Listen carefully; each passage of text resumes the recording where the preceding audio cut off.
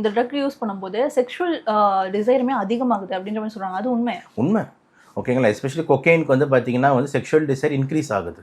அதில் வந்து டவுட்டே கிடையாது. அன்றைக்கி நைட் ஃபுல்லாக வந்து he will been and very high mood. ஓகேங்களா.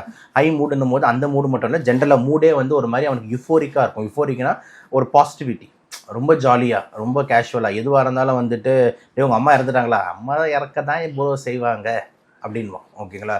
சம்மந்தமே இருக்காது, அவனுக்கு அந்த ஹியூமன் எமோஷன்ஸே வராது, attachment. So he will take everything as a positivity. ஒரு மாதிரி யுஃபோரிக்காக வந்து மாறுவான். அவனுக்கு வந்து இது இந்த இடத்துல இது தப்பு, இது கரெக்டு, இதெல்லாம் தெரியாது. இது லேடிஸ் ஒரு போகிறது, ஒரு லேடிஸ் பாத்ரூம் ஜென்ஸ் பாத்ரூம்லாம் நம்ம டிஃப்ரென்ஷியேட் பண்ணிவிட்டு இது லேடிஸ் பாத்ரூம் இப்படி நுழையிறோம்.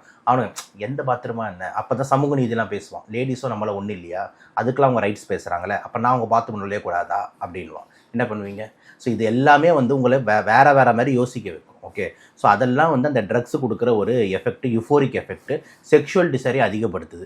கண்டிப்பாக அதிகப்படுத்தும் போது உங்களுக்கு வந்து ப்ளஸ் கூட இந்த மாதிரி டிசோசியேஷன் ஆகிறதுனால எதிர்க்க இருக்கிறது யாருன்னு தெரியாது.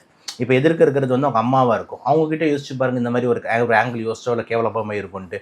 எதிர்க்க அவங்க பொண்ணு இருக்கும், அவங்க பொண்ணுக்கிட்டே அவங்க அப்பா போயிட்டு கொக்கைன் அடிச்சுட்டு இந்த மாதிரி அவங்க பொண்ணுக்கிட்ட தவறாக நடந்துக்கிட்டாரு அப்படின்னா எவ்வளோ கேவலமாக இருக்கும். அப்போ அது வந்து மது அடிச்சுட்டே இந்த மாதிரிலாம் நடந்துக்கிறாங்கன்னு பல கேஸ் ரிப்போர்ட் ஆகுது. அப்போ இதெல்லாம் இன்னும் மோசம்.